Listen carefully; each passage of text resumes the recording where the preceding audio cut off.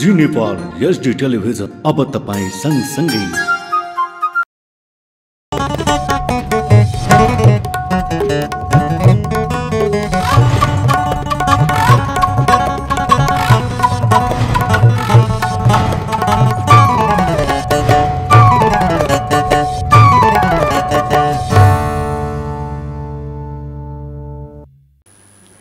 नमस्कार, जी नेपाल न्यूजमा स्वागत छ। म करुणा। सुरु गरौं प्रमुख समाचारका शीर्षकहरूबाट। प्रतिनिधि सभाबाट नेपाल नागरिकता पहिलो संशोधन विधेयक 2079 बहुमतले प्रस्ताव। गैर नेपाली नागरिकता प्राप्त गर्ने अवस्था सिर्जना गर्न नहुनेमा सांसदहरूको जोड। छानबिन आयोगका पदाधिकारीको म्याद 3 महिना थप्ने सरकारको निर्णय। आयोगहरूको संरचना तय गरी न्यायिक निरूपण गर्ने सहमति। संसदको चालू अधिवेशन अन्त्य हुने बित्तिकै आगामी निर्वाचनको मिति घोषणा हुन सक्ने एकीकृत समाजवादीका अध्यक्ष नेपालको तर्क। श्रीलंका राष्ट्रपति राजपाक्षेद्वारा राजीनामा। प्रदर्शनकारीले मध्यरातमै मनाए खुशियाली। र थाइल्याण्डमा आयोजना हुने एसियाली क्याडेट तथा जुनियर जुडोमा नेपालका 4 खेलाडी सहभागी। खेल साउन 1 देखि 7 गतेसम्म हुने। अब समाचार विस्तारमा। प्रतिनिधि सभाबाट नेपाल नागरिकता पहिलो संशोधन विधेयक 2079 माथि विचार गरियोस् भन्ने प्रस्ताव स्वीकृत भएको छ। शुक्रबार बसेको बैठकमा सभामुख अग्निप्रसाद सापकोटाले सो प्रस्ताव प्रस्तुत गर्नु भएको थियो। त्यसअघि विधेयकमाथि विचार गरियोस् भन्ने प्रस्ताव माथि भएको छलफलका क्रममा सांसदहरूले कोही पनि नेपाली नागरिकता प्राप्त गर्ने अधिकारबाट वञ्चित हुन नहुने र कुनै पनि गैर नेपालीले नागरिकता प्राप्त गर्ने अवस्था ल्याउन नहुनेमा जोड दिएका थिए। टिभी जर्नालिस्ट विक्रम दाहालको एक रिपोर्ट। प्रतिनिधि सभाबाट नेपाल नागरिकता पहिलो संशोधन विधेयक 2079 माथि विचार गरियोस् भन्ने प्रस्ताव स्वीकृत भएको छ। आज बसेको बैठकमा सभामुख अग्निप्रसाद सापकोटाले सो प्रस्ताव प्रस्तुत गरेका थिए। त्यसअघि विधेयकमाथि विचार गरियोस् भन्ने प्रस्तावमाथि भएको छलफलका क्रममा सांसदहरूले कोही पनि नेपाली नागरिकता प्राप्त गर्ने अधिकारबाट वञ्चित हुन नहुने र कुनै पनि गैर नेपालीले नागरिकता प्राप्त गर्ने अवस्था ल्याउन नहुनेमा जोड दिएका थिए। उनीहरूले नागरिकता विधेयक पारित भएपछि लामो समयदेखि नागरिकता प्राप्त गर्न नसकेका सन्ततिहरूले नागरिकता प्राप्त गर्ने पनि बताएका थिए। उनीहरूले नागरिकता सरल ढङ्गबाट प्राप्त गर्ने वातावरण बनाउन सरकारको ध्यानाकर्षण गराए। सांसदहरूले राखेका जिज्ञासाको जवाफ दिँदै गृहमन्त्री बालकृष्ण खाँडले विधेयकमा उठेका केही समस्या देखिए परिमार्जन गर्न सकिने बताए। उनले कुनै पनि नेपाली नागरिकहरू नागरिकताविहीन हुन नपरोस् भन्ने उद्देश्यका साथ सरकारले नागरिकता विधेयक ल्याएको धारणा राखे। संविधानको भाग 2 को नागरिकतासँग सम्बन्धित प्रावधानहरूको आधारशिलामा उभिएरै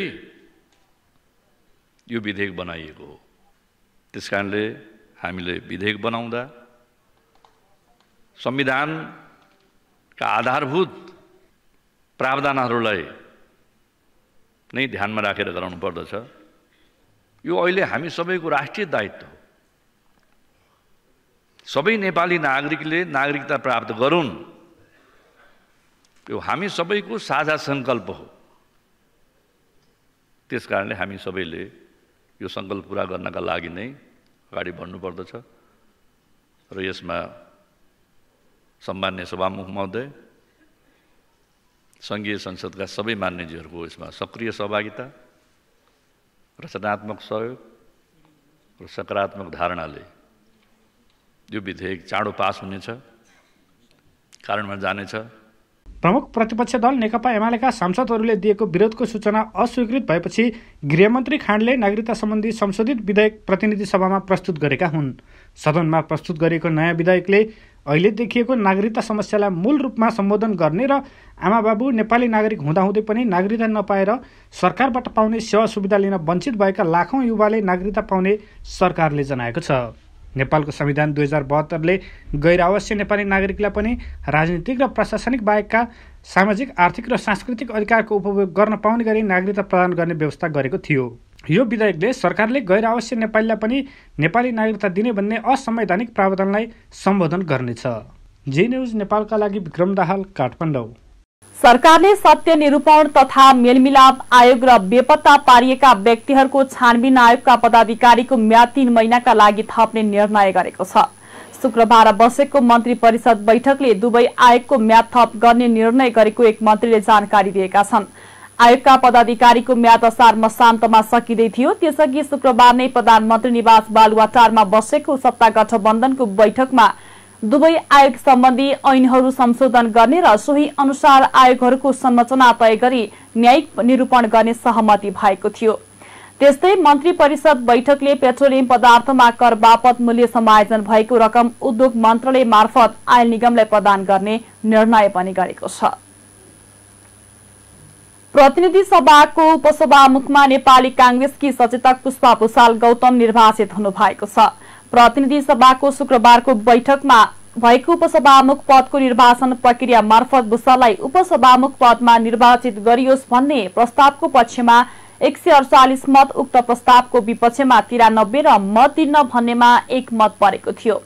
बैठकमा जम्मा 242 जना सांसदको उपस्थिति रहेको थियो। सांसद भुसालले प्राप्त गरेको मत प्रतिनिधि सभामा तत्काल कायमको संख्यामा बहुमत भएकाले उहाँ उपसभामुख पदमा निर्वाचित भएको सभामुख अग्निप्रसाद सापकोटाले बैठकमा घोषणा गर्नु भएको हो। माननीय सदस्यहरू, अब म मत विभाजनको परिणाम घोषणा गर्दछु। मान्य सदस्यहरू, आजको मतदानमा उपस्थित मान्य सदस्यहरूको संख्या 242 रहेको छ।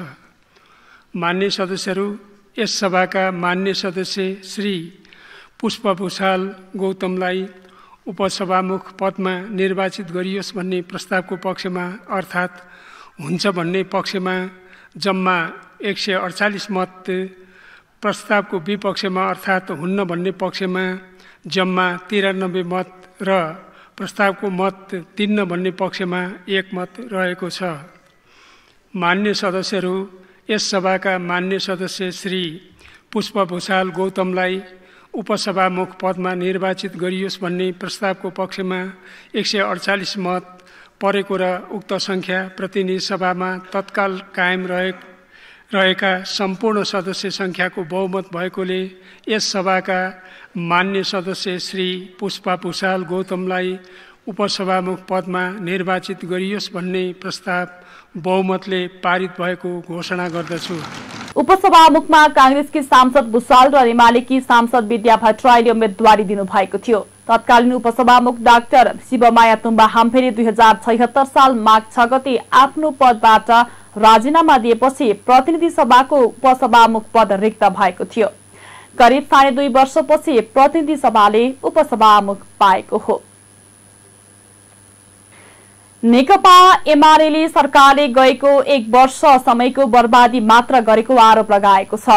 एमालेको केन्द्रीय स्वास्थ्य तथा जनसंख्या विभागले शुक्रबार पार्टी कार्यालय च्यासलमा पत्रकार सम्मेलन गर्दै गठबन्धनले जारी गरेको न्यूनतम साझा कार्यक्रम, सरकारद्वारा प्रस्तुत नीति कार्यक्रम र विनियोजन बजेट र कार्यान्वयनलाई हेर्दा 1 वर्ष समयको बर्बादी मात्र गरेको आरोप लगाएको हो।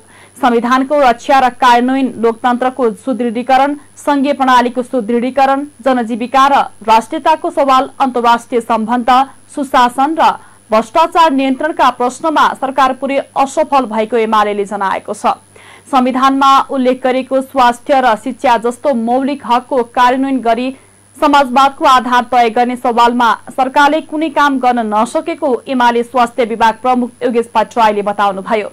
उहाँले कमजोर व्यवस्थापन र नेतृत्वका कारण 10 लाख मात्रा बढी कोरोना खोपको मिति सकिएर फालिएको र अर्को 20 लाख खोप खेर जाने अवस्थामा रहेको आरोप लगाउनु भएको हो। सरकारको प्राथमिकता खोप र खोप रहेको 78 चैत्र मसान्तसम्म 100% खोप लगाउने भनी गरेको घोषणा हावादारी गफमा परिणत भएको र बालबालिकामा खोपको पहुँच अझै पनि अत्यन्तै न्यून रहेको भट्टराईले बताउनुभयो।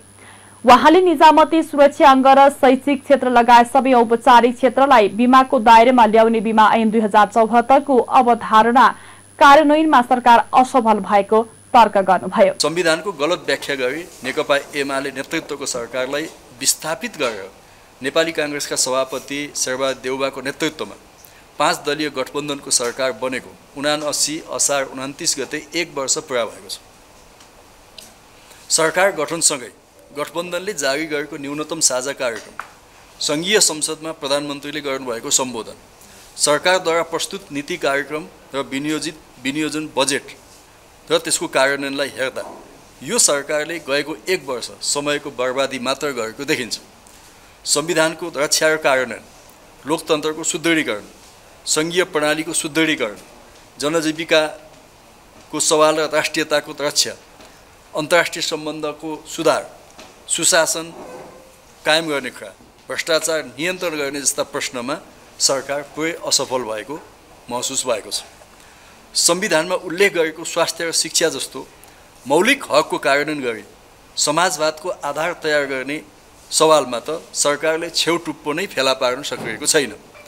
नेकपा एमालेको स्वास्थ्य तथा जनसङ्ख्या विभाग मार्फत शेरबहादुर देउवा नेतृत्वको सरकारको गएको 1 वर्षको स्वास्थ्य क्षेत्रको मूल्याङ्कनलाई यहाँहरू सञ्चारकर्मी मित्रहरू मार्फत आम जनसमुदाय समक्ष प्रस्तुत गरेका छौँ। यो मूल्याङ्कन प्रमुख प्रतिपक्षी दलका हैसियतले सरकारप्रतिको नेकपा एमालेको निगरानी र खबरदारी पनि हो। नम्बर 1, कोभिड-19 को महामारीलाई नियन्त्रण गर्नका लागि विश्व स्वास्थ्य सङ्गठनले नेपाल लगायतका देशहरूलाई सन् 2022 जुन महिनाको अन्तिम अथवा असार 15 गतेसम्म कुल जनसङ्ख्याको 70% कोभिड विरुद्धको खोप लगाउनु पर्ने भनिदिएको लक्ष्य स्वास्थ्य तथा जनसङ्ख्या मन्त्रालयको कमजोर व्यवस्थापन र कमजोर नेतृत्वका कारण पर्याप्त खोप हुँदाहुँदै पनि पुरा हुन सकेको छैन।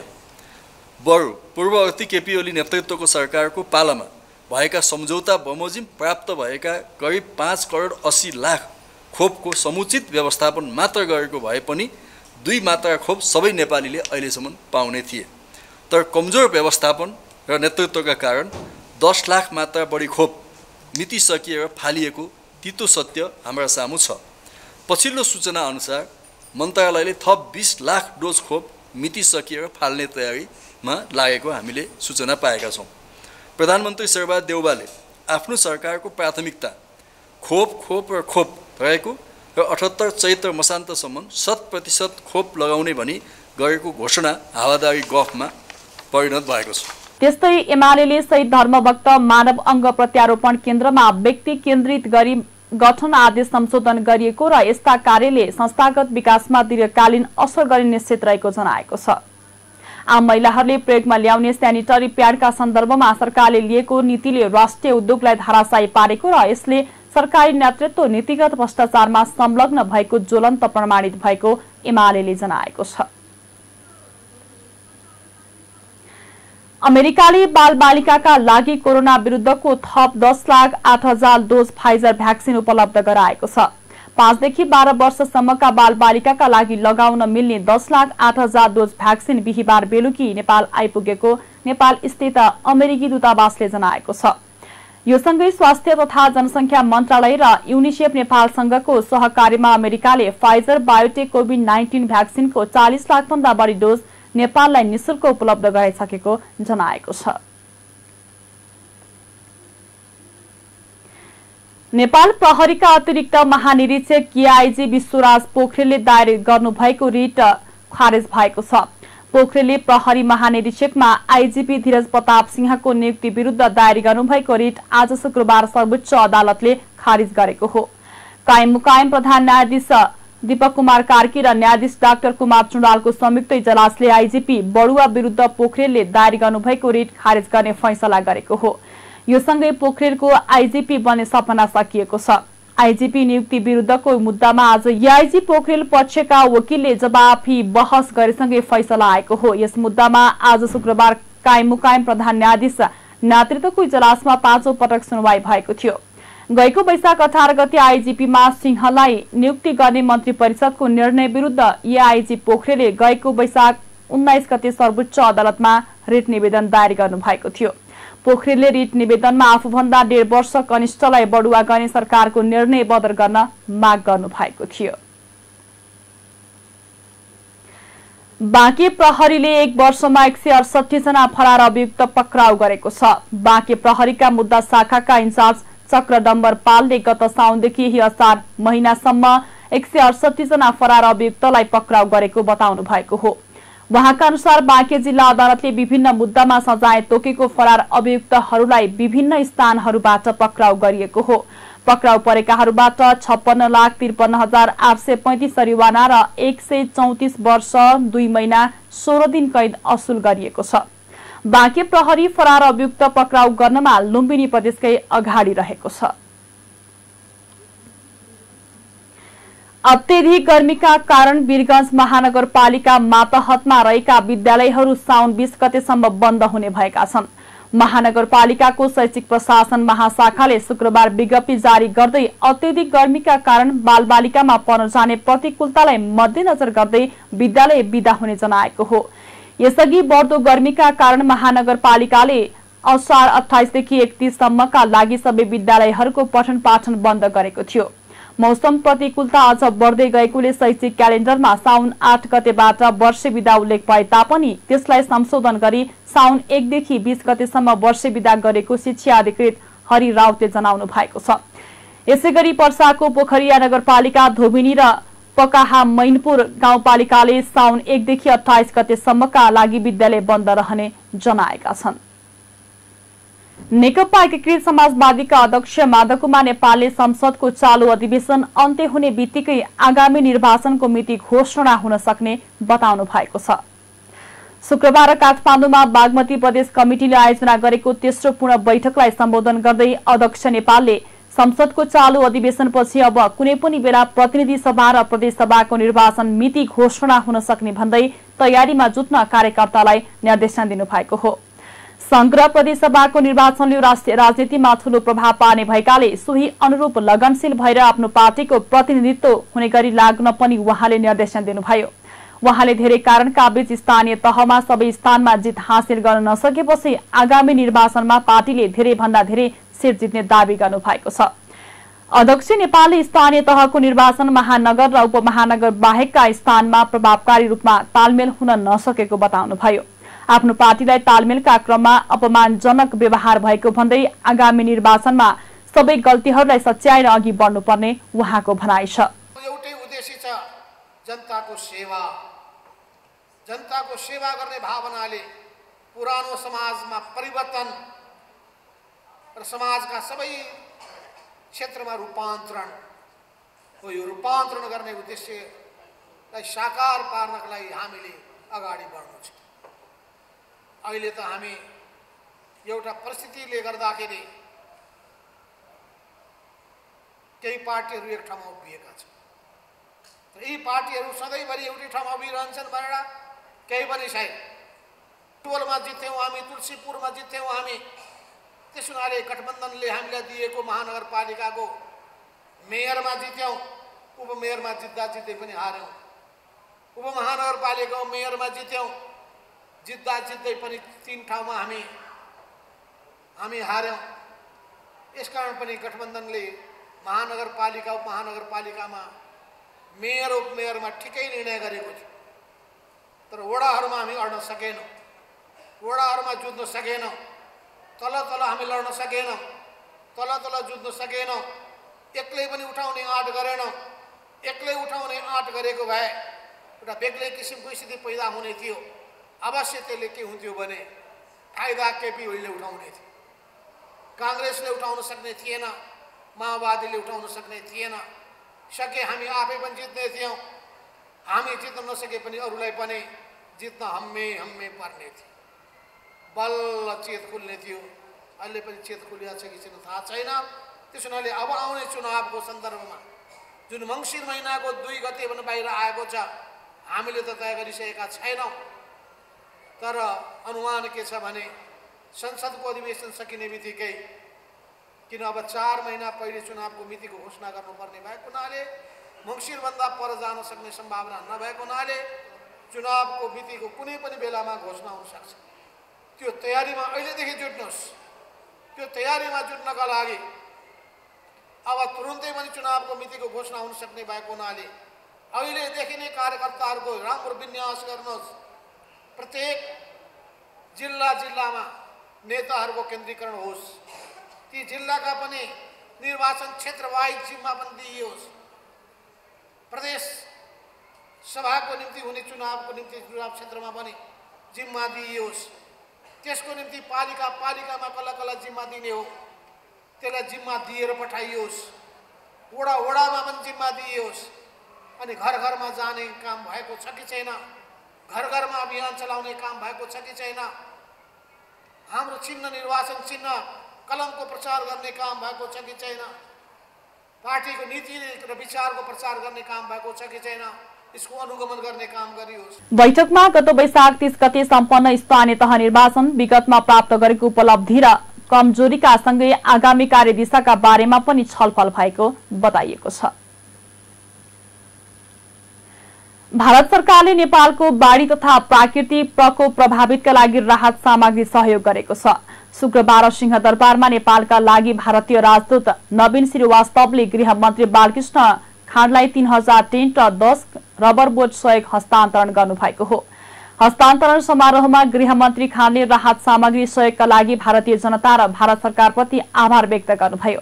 नेपाल र भारतबीच सरकार मात्रै नभएर जनता-जनताबीच सम्बन्ध रहेको उल्लेख गर्दै गृहमन्त्री खानले उक्त सम्बन्धलाई अझै प्रगाढ बनाउन नेपाल सदैव तयार रहेको बताउनु भएको छ। गृहमन्त्री खानले विपदको बेला भारत सरकारले सहयोग गर्दै आएको र आगामी दिनमा पनि सहयोग प्राप्त भइरहने विश्वास व्यक्त गर्नुभयो। समारोहमा राजदूत श्रीवास्तवले आफ्नो कार्यकालमा नेपाल भारत सम्बन्ध अझै प्रगाढ बनाउने कोसिस रहने प्रतिबद्धता जनाउनुभयो। Humanitarian assistance and disaster preparedness and response support has always been instrumental in saving lives and providing needful relief support to disaster affected people in Nepal. The continual support of Government of India to Nepal very praiseworthy, which demonstrate the good relationship between the two nations, fostering people-to-people relation. I would like to express my gratitude to the Embassy of India in Kathmandu for their coordinating and facilitating role in this humanitarian assistance cooperation and everlasting friendship between Nepal and India. Nepal की सम्माननीय राष्ट्रपति श्रीमती भंडारी जी से मिला था तो उन्होंने कहा था भारत और नेपाल दुख सुख के साथी हैं। तो इसी दुख सुख के साथी की वजह से आज जब नेपाल ने हमसे रिक्वेस्ट किया कि उन्हें कुछ सामग्री की ज़रूरत है तो मुझे बहुत खुशी और संतोष है कि भारत सरकार की प्रयासों की वजह से मानसून की शुरुआत में ही हम ये सामग्री नेपाल को उपलब्ध करा पाए हैं। कुल मिला के करीब 3000 टेंट्स हैं और 10 इन्फ्लेटेबल रबराइज बोट्स हैं जो कि हम उम्मीद करते हैं कि बाढ़ की इस क्षति में काफ़ी मददगार साबित होंगी। ह्यूमैनिटेरियन असिस्टेंस, डिजास्टर रिलीफ, प्राकृतिक आपदा से सामना करना, ये हमारी भारत और नेपाल की डेवलपमेंटल पार्टनरशिप का एक इम्पॉर्टेंट कंपोनेंट है। हम दोनों देश एक डेवलपिंग देश हैं, तो इस तरह की प्राकृतिक आपदाओं से मिलके उनसे उनका सामना करना और उनके लिए करेक्टिव एक्शन लेना ये बहुत ज़रूरी है। भारत हमेशा और सदैव, अभी भी नहीं फ्यूचर में भी नेपाल के साथ मिलकर इन प्राकृतिक आपदाओं का सामना करेगा। इनके लिए जो भी कैपेसिटी बिल्डिंग कर सकते हैं वह भी हम कोशिश करेंगे। राजदूत श्रीवास्तवले प्रकोप प्रभावितका लागि सहयोग जारी रहने विश्वास दिलाउनु भएको छ। नेपालमा थप 229 जनामा कोरोना संक्रमण पुष्टि भएको छ। देशभर गरिएको 1644 पीसीआर परीक्षणका क्रममा 161 जना र 2074 एन्टिजेन परीक्षणका क्रममा 68 जनामा कोरोना संक्रमण पुष्टि भएको हो। कोरोनाका कारण शुक्रबार पनि कसैको मृत्यु नभएको स्वास्थ्य मन्त्रालयले जनाएको छ। त्यस्तै थप 48 जना निको हुँदा हालसम्म नेपालमा 9,67,906 जना निको भएका छन्। हाल नेपालमा 1284 सक्रिय संक्रमित आइसोलेसनमा रहेको स्वास्थ्य मन्त्रालयले जनाएको छ। सरकारी अस्पतालको तलब खाने र बाहिर आफ्नो क्लिनिकमा काम गर्ने चिकित्सकलाई कारबाही गर्न खोज्दा पश्चिम नेपालको सबैभन्दा ठूलो र पुरानो भेरी अस्पताल नेपालगञ्जमा विवाद भएको छ। भेरी अस्पतालमा हाजिरी गरेर बाहिर आफ्नो निजी क्लिनिकमा काम गर्ने चिकित्सकलाई जिल्ला प्रशासन र अस्पताल विकास समितिले कारबाही अगाडि बढाएपछि नेपाल चिकित्सक संघप्रति वादमा उत्रिएपछि विवाद भएको हो। गएको असार 20 गते अस्पतालका वरिष्ठ सर्जन डाक्टर सुरेश कुमार नाग अस्पताल प्रशासनभित्र रहेको हाजिर रजिस्ट्रारमा केही पटक असार 29 गतेसम्म 9 दिनको हाजिर गरेको भेटिएको हो। त्यसको 3 दिनपछि जिल्ला प्रशासन कार्यालयको छड्के टोलीले नागसहित अरू 7 जना चिकित्सक र स्वास्थ्य कर्मीले पनि अग्रिम हाजिर गरेको भेटिएको पाइएको छ। अस्पतालका 379 जना कर्मचारी मध्ये 290 जना घायल देखिए। अस्पताल विकास समिति र जिल्ला प्रशासन कार्यालयले चिकित्सकले आफ्नो जिम्मेवारी र उत्तरदायित्व बिर्सेर चरम लापरवाही गरेको भन्दै कारबाही प्रक्रिया अघि बढाएपछि विवाद बढेको हो। बाँकेको खजुरा गाउँपालिकामा यस अघिका जनप्रतिनिधिको लापरवाही र योजना प्रतिको उदासीनताले समृद्ध खजुराको लक्ष्य अस्तव्यस्त देखिएको छ। यसअघिका गाउँपालिका अध्यक्ष किस्मत कक्षपति लगायत जनप्रतिनिधिले पहिलोदेखि 5 वर्षसम्म तय गरेका साना मझौला र ठूला योजना अहिले पनि अधुरै अपुरै र अल्पत्र देखिएका छन्। समग्रमा भन्नुपर्दा गाउँपालिका नै अस्तव्यस्त देखिएको छ। प्रचार प्रसारमा अग्रस्थान लिएको खजुराले विकासदेखि अन्य काममा भने गति लिन नसकेको देखिएको छ। काममा भन्दा भाषण बढी गरी निवर्तमान अध्यक्ष कक्षपतिले अस्तव्यस्त पारेर भत्काई छाडेको खजुरालाई यति बेला डम्बरबिक तुफानले सुधार्न खोजिरहनु भएको बताउनु भएको छ। तुफानले गएको स्थानीय चुनावमा गाउँपालिका अध्यक्ष जितेपछि अहिले विगतका जनप्रतिनिधिले भत्काएका कामको सिलिङ बनाएर ती योजनाको सुधार र नयाँ योजनाको तय गरिरहेको बताउनुभयो। यसअघिका जनप्रतिनिधिले कार्यपालिकाबाटै पास गरी अघि बढाएका तर 5 वर्षमा पनि अधुरै रहेका खजुरा, फोरलेन सड़क, सभागृह, पालिकाको भवन, स्थानीय सड़क सञ्जाल विस्तार, मर्मत र कालोपत्रे, स्वास्थ्य, शिक्षा र विद्युतीयकरण लगायतका योजनालाई सुधार्न थालिएको छ। कोहलपुरदेखि जमुनाहा नाकासम्म चल्ने यात्रुवाहक लोकल बस म्याजिकले आन्दोलनमा उत्रिएका छन्। उनीहरूले माइक्रोबस र म्याजिक ल्याएर नेपालगञ्ज उपमहानगरपालिका कार्यालय अगाडि शुक्रबार बिहान 2.5 घण्टासम्म सड़कमा तेर्स्याएर विरोध गरेका हुन्। नेपालगञ्जमा आधुनिक बस पार्क बनेपछि सबै बसहरू त्यहीबाट छुट्ने र एकपटक सबै त्यहाँ पुग्ने पर्ने नियम बनाइएको थियो। नेपालगञ्ज कोहलपुर चल्ने लोकल सवारी साधनलाई पनि एकपटक बस पार्कमा पुग्नु पर्ने र 50 रुपैयाँ दिनुपर्ने नियम बनाइएको थियो। यही नियमको विरुद्धमा लोकल बस सञ्चालकले आन्दोलित भएका हुन्। नेपालगञ्ज कोहलपुर चल्ने माइक्रो बस र म्याजिक बस पार्क जान अपायक पर्ने र दैनिक 50 रुपैयाँ तिर्नुपर्ने नियम उचित नभएको सञ्चालकहरूको भनाइ छ। बस पार्क नजाने र 50 रुपैयाँ नतिर्ने भन्दै बस सञ्चालकले आन्दोलित भएका हुन्। अब अर्थ समाचार। बाँकेका 8 स्थानीय तह मध्ये नरेनापुरमा सबैभन्दा कम बेरोजु देखिएको छ। 8 पालिकाको 45 करोड़ भन्दा बेरोजु रहेको लेखा परीक्षण प्रतिवेदनमा उल्लेख छ। बाँकेका 8वटा स्थानीय तहको कुल 15 अर्ब 86 करोड़ 51 लाख 81 हजार बराबरको लेखा परीक्षण गरिएकोमा 45 करोड़ 40 लाख 64 हजार रुपैयाँ बेरोजु देखिएको छ। गत वर्ष 2076-77 को महालेखाले प्रतिवेदन सार्वजनिक गर्दा बाँकेको कोहलपुर नगरपालिका, राप्ती सुनारी गाउँपालिका, खजुरा गाउँपालिका र जानकी गाउँपालिकाले कोरोना लगायतका कारण देखाउँदै लेखा परीक्षण नै नगराएकाले प्रतिवेदन उक्त स्थानीय तहको लेखा परीक्षण विवरण सार्वजनिक भएको थिएन। यसपटक भने बाँकेका 8वटै स्थानीय तहको लेखा परीक्षण प्रतिवेदन सार्वजनिक भएको हो। बाँकेमा सबैभन्दा बढी बेरोजु जानकी गाउँपालिकाको रहेको महालेखाको प्रतिवेदनमा उल्लेख छ। जानकी गाउँपालिकाको बेरोजु 6.20% रहेको छ। यस्तै सबैभन्दा कम बेरोजु नरेनापुर गाउँपालिकाको आएको छ। नरेनापुर गाउँपालिकाका अध्यक्ष इस्तियाक अहमद शाहले आउने आर्थिक वर्षमा बेरोजु शून्यमा पुर्याउने लक्ष्यका साथ काम भइरहेको बताउनु भएको छ। यस्तै नरेनापुरका लेखापाल प्रकाश अधिकारीले अनलाइन बैंकिङ प्रणाली शुरू भएकोले बेरोजुलाई शून्यमा झारेर बेरोजु सहित पालिका बनाउने अभियानमा लागेको जिकिर गर्नु भएको छ।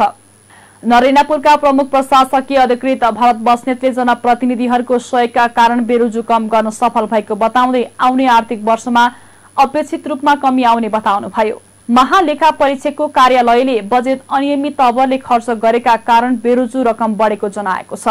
विनियोजित भन्दा फरक शीर्षकमा बजेट खर्च गरेको, सार्वजनिक खरिद ऐनको प्रतिकूल हुने गरी निर्माणमा उपकरण प्रयोग गरेको, प्रतिस्पर्धा बिना सामग्री खरिद र योजनाको काम गरेको, सम्पन्न कार्यको आवश्यक कागजात संलग्न नगर्दा स्थानीय तहमा बेरोजु देखिएको बताउनु भएको छ।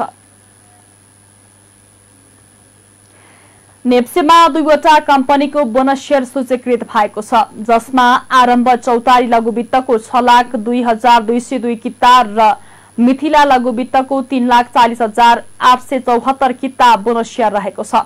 दुवै कम्पनीले आर्थिक वर्ष 77-78 को नाफाबाट यो बोनस शेयर वितरण गरेका थिए। सोही बोनस अहिले सूचीकरण गरिएको हो। शेयर बजार आज शुक्रबार झन्डै 8 अङ्कले बढेको छ। शेयर बजार परिसूचक नेप्से आज 7.93 अङ्कले बढेर 2009.46 अङ्कमा पुगेको छ। आज बैंकिङ विकास बैंक, माइक्रो फाइनान्स, जीवन बीमा र म्युचुअल फण्ड सम्मको शेयर बढेको छ। 231 कम्पनीका 40,51,000 किता शेयर 1 अर्ब 45 करोड रुपैयाँमा कारोबार भएको छ।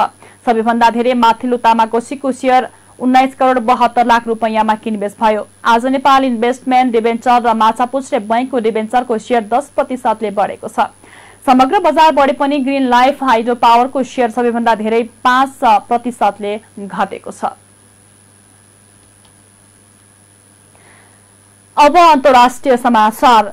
देश छाडेर सिंगापुर गएका श्रीलंकाका राष्ट्रपति गोटाबाया राजापाक्सेले राजीनामा दिनुभएको छ। हिजो मालदिव्सबाट सिंगापुर गएका राष्ट्रपति राजापाक्सेले इमेल मार्फत राजीनामा पत्र पठाएका सभामुख महिन्दा यापा अबे ओर्दनाले बताउनु भएको बीबीसीले जनाएको छ। राष्ट्रपतिको राजीनामासँगै प्रदर्शनकारीले मध्यरातसम्म सड़कमा खुशियाली मनाएका खबरमा उल्लेख छ।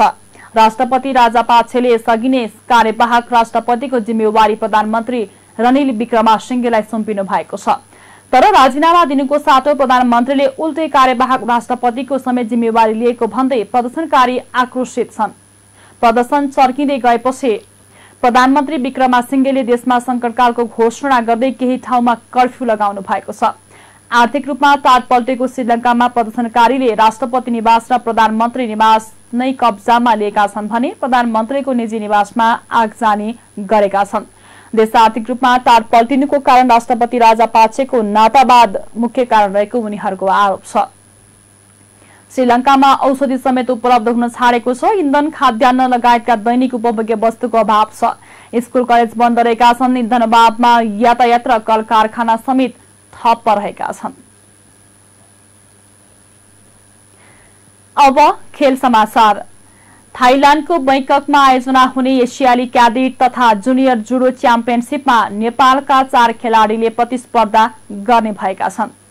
च्याम्पियनशिपको क्याडेटमा 2 र जुनियरमा 2 गरी 4 नेपाली खेलाडीले प्रतिस्पर्धा गर्नेछन्, जसमा क्याडेट जुनियरमा 1 पुरुष महिला खेलाडीले प्रतिस्पर्धा गर्नेछन्। साउन 1 देखि 7 गतेसम्म हुने च्याम्पियनशिपमा जुनियरको पुरुष 60 केजी मुनि उत्तम प्रधान श्रेष्ठ र महिला 52 केजी मुनि देवकी माया श्रेष्ठ सहभागी हुनेछन्।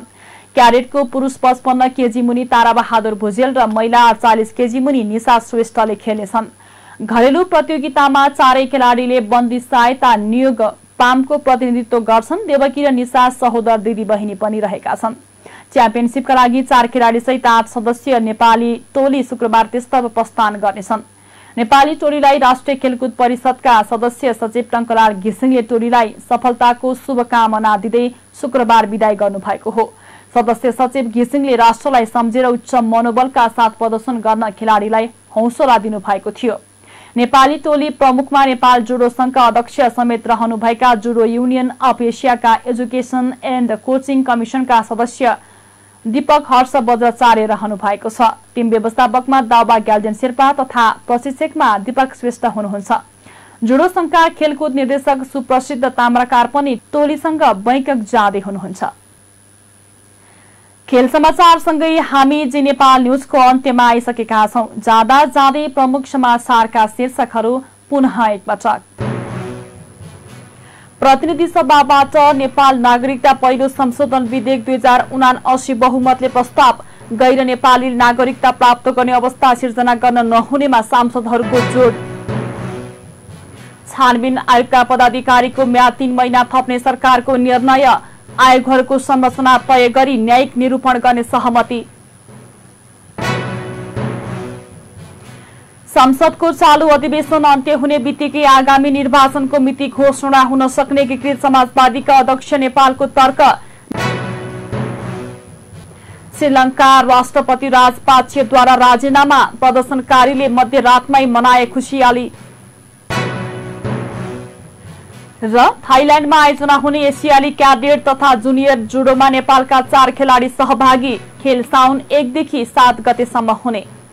हौस् त अहिलेका लागि जी नेपाल एचडी न्यूज यति नै। ताजा समाचार र मनोरञ्जनका लागि जी नेपाल एचडी टेलिभिजन हेर्दै रहनुहोला। नमस्ते।